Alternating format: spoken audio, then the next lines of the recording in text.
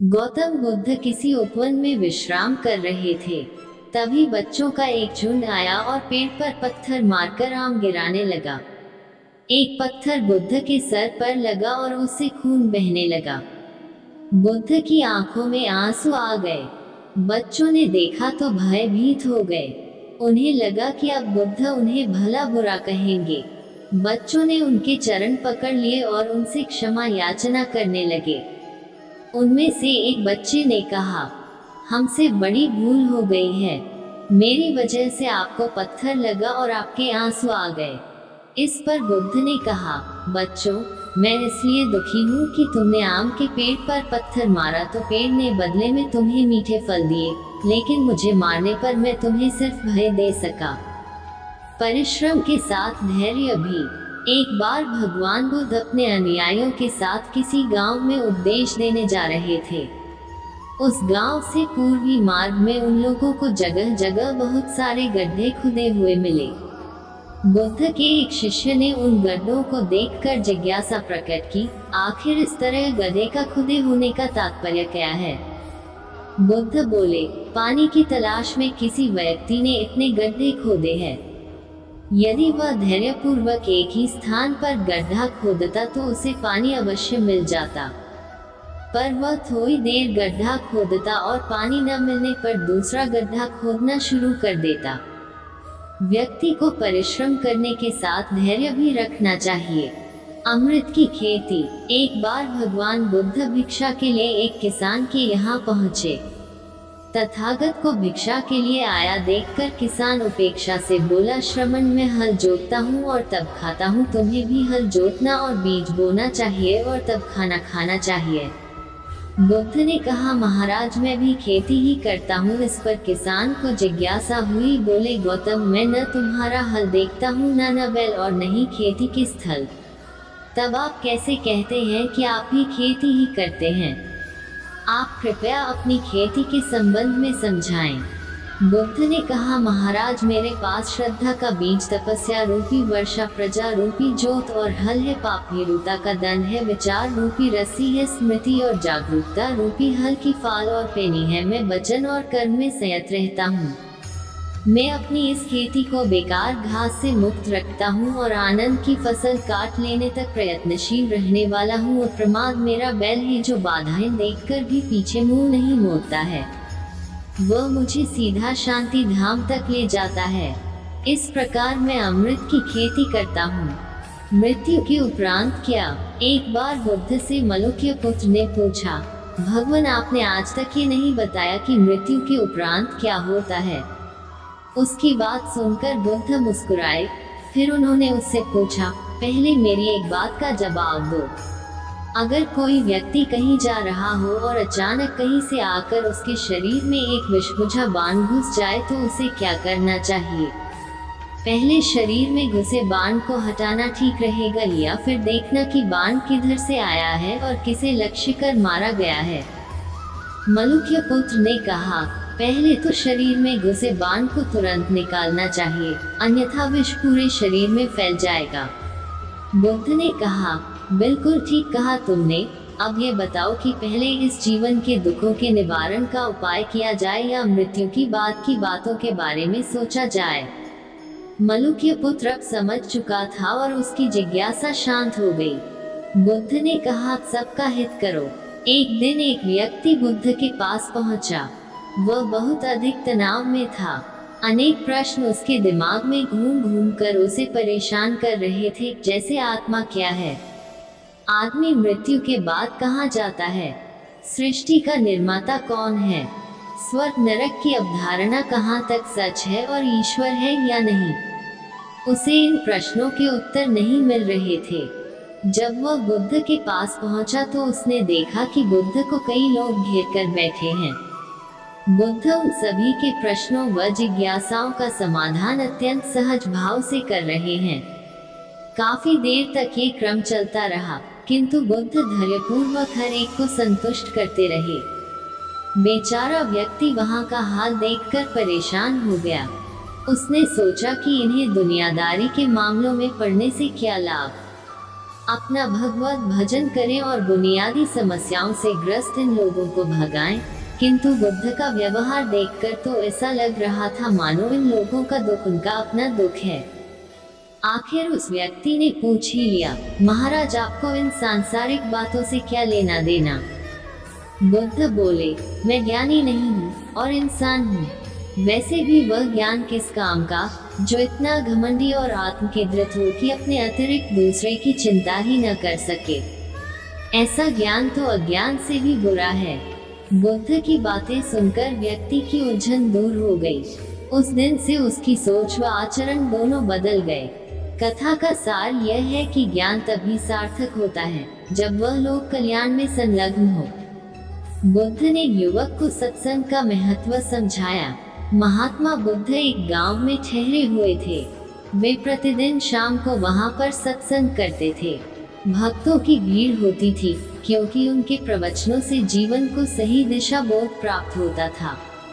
बुद्ध की वाणी में गजब का जादू था।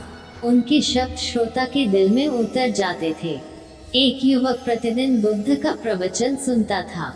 एक दिन जब प्रवचन समाप्त हो गए तो वह बुद्ध के पास गया और बोला, महाराज, मैं काफी दिनों से आपके प्रवचन सुन रहा हूँ, किंतु यहाँ से जाने के बाद मैं अपने गृहस्थ जीवन में वैसा सदाचरण नहीं कर पाता जैसा यहाँ से सुनकर जाता हूँ। इससे सत्संग के महत्व पर शंका भी होने लगती है। बताए, मैं क्या करूँ? बुद्ध ने युवक को बांस की एक टोकरी देते हुए उसमें पानी भरकर लाने के लिए कहा। युवक टोकरी में जल भरने में असफल रहा। बुद्ध ने ये कार्य निरंतर जारी रखने के लिए कहा।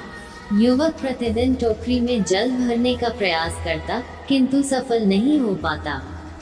कुछ दिनों बाद बुद्ध ने उससे पूछा, इतने दिनों से टोकरी में लगातार जल डालने से क्या टोकरी में कोई फर्क नजर आया? उद्धरण चिन्ह। युवक बोला, एक फर्क जरूर नजर आया है। पहले टोकरी के साथ मिट्टी जमा होती थी, अब वह साफ दिखाई देती है। कोई गंदगी नहीं दिखाई देती है और इसके छेद पहले जितने बड़े नहीं रह गए, वे बहुत छोटे हो गए हैं। तब बुद्ध ने उसे समझाया, यदि इसी तरह उसे पानी में निरंतर डालते रहोगे तो कुछ ही दिनों में ये छेद फूलकर बंद हो जाएंगे और टोकरी में पानी भर पाओगे। इसी प्रकार जो निरंतर सत्संग करते हैं उनका मन एक दिन अवश्य निर्मल हो जाता है। अवगुणों के क्षेत्र भरने लगते हैं और गुणों का जल भरने लगता है। युवक ने बुद्ध से अपनी समस्या का समाधान पा लिया। निरंतर सत्संग से दुर्जन भी सज्जन हो जाते हैं, क्योंकि महापुरुषों की पवित्र वाणी उनके मानसिक विकारों को दूर कर उनमें सद्विचारों का आलोक प्रसारित कर देती है। बुद्ध की शिक्षा से मेहनत सफल हुई। एक आदमी को बुद्ध ने सुझाव दिया कि दूर से पानी लाते हो, क्यों नहीं अपने घर के पास एक कुआं खोद लेते? हमेशा के लिए पानी की समस्या से छुटकारा मिल जाएगा। सलाह मानकर उस आदमी ने कुआं खोदना शुरू किया, लेकिन 7-8 फीट खोदने के बाद उसे पानी तो क्या, गीली मिट्टी का भी चिन्ह नहीं मिला। उसने वह जगह छोड़कर दूसरी जगह खुदाई शुरू की, लेकिन 10 फीट खोदने के बाद भी उसमें पानी नहीं निकला। उसने फिर तीसरी जगह कुआं खोदना शुरू किया, लेकिन यहाँ भी उसे निराशा ही हाथ लगी। इस क्रम में उसने 8-10 फीट के 10 कुएं खोद डाले, लेकिन पानी कहीं नहीं मिला। वह निराश होकर बुद्ध के पास गया। उसने बुद्ध को बताया कि मैंने 10 कुएं खोद डाले, मगर पानी एक में भी नहीं निकला। बुद्ध को आश्चर्य हुआ। वे स्वयं चलकर उस स्थान पर आए जहां उसने 10 गड्ढे खोदे हुए थे। बुद्ध ने उन गड्ढों की गहराई देखी और सारा माजरा समझ गए। फिर वे बोले, 10 कुएं खोदने की बजाय एक कुएं में ही तुम अपना सारा परिश्रम लगाते तो पानी कब का मिल गया होता। तुम सब गड्ढों को बंद कर दो, केवल एक को गहरा करते जाओ, पानी निकल आएगा। उसने बुद्ध की बात मानकर ऐसा ही किया। परिणाम स्वरूप कुआं पूर्ण होते ही पानी निकल आया। सबने भगवान बुद्ध की जय जयकार की। बुद्ध के ज्ञान से सेठ ने पाया सुख। धन्ना सेठ के पास 7 पुश्तों के पालन पोषण जितना धन था। उसका व्यापार चारों तरफ फैला हुआ था। किंतु फिर भी उसका मन अशांत रहता था। कभी धन की सुरक्षा की चिंता, तो कभी व्यापारिक प्रतिस्पर्धा में आगे निकलने का तनाव। चिंता और तनाव के कारण वह अस्वस्थ रहने लगा। उसके मित्र ने उसकी गिरती दशा देखी, तो उसे बुद्ध के पास जाने की सलाह दी।